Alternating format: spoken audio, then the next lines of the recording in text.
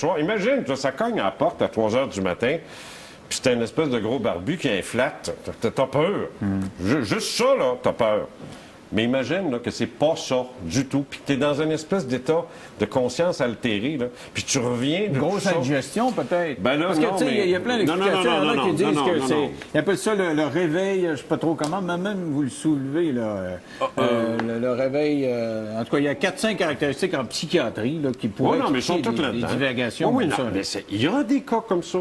Mais nous autres, notre travail, là, c'est de faire le ménage. Et Madeleine, c'est pas un cas comme ça? Non, pas du tout. Pas du tout. Elle s'est retrouvée dans un vaisseau? Ben, elle dit pas que c'est un vaisseau parce qu'elle l'a pas vu, le vaisseau. Mais elle dit, je me suis retrouvé quelque part comme absolument rien à voir avec chez moi, là. Et est-ce qu'elle a eu une notion du temps où elle a été absente de chez elle? Pas du tout.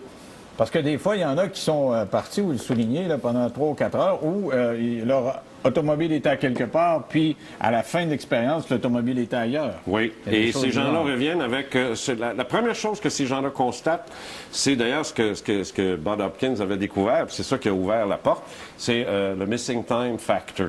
L'impression qu'il te manque du temps. Tu te dis, comment ça se fait que je suis parti à telle heure?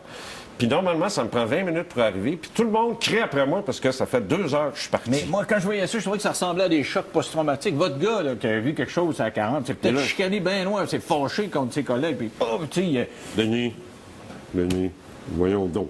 Le gars sort d'un meeting comme à l'été, puis il voit des ovnis. Ben, je sais pas. Ben voyons donc. T'es déjà sorti du studio, toi, dans tous tes états? J'ai déjà vu un ovni. Moi aussi. T'avais 9 ans. Non, regarde, ça marche pas, ça. On voit pas. Les gens n'hallucinent pas.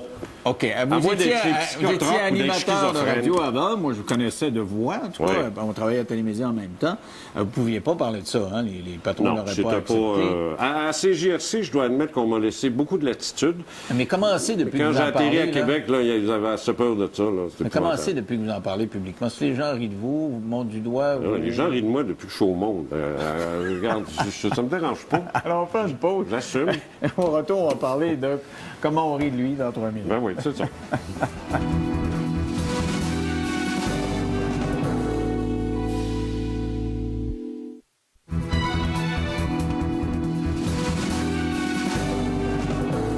Avec moi, Jean Cazot, qui a écrit OVNI, enlèvement extraterrestre, univers parallèle, certitude ou fiction. Alors, avant la pause, je vous demandais, qu'est-ce que c'est socialement que d'aborder ce genre de sujet-là? Est-ce qu'il y a des gens au Québec, c'est pas une sinécure. Parce que je veux dire, on rit de vous.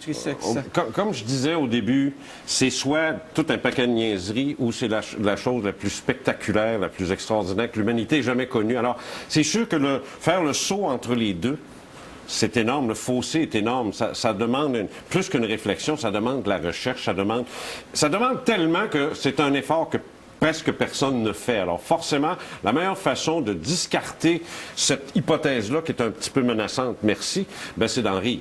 C'est le réflexe, le gros rire de crevette. Là. Tu sais, là, c'est le réflexe. À certains égards, c'est intéressant, mais quand ça devient un petit peu plus précis, quand c'est trop précis, c'est parce qu'on avance, nous autres. Là. On n'est pas pour rester à petite soucoupe qui fait des bis dans le ciel. Non, on n'est plus dans une soucoupe. Là, c'est ça. On évolue. On joue avec nos gamètes. On a travaillé aussi. Là, puis le résultat de notre travail, c'est ça. Si ça fait rire, tant pis. Alors, l'autre question à faire, justement, juste avant de parler de vos conférences de presse, comment ça se fait que ça fait juste depuis 50-60 ans qu'on entend parler de ça. Pourquoi il y a 100, 200, 300 ans?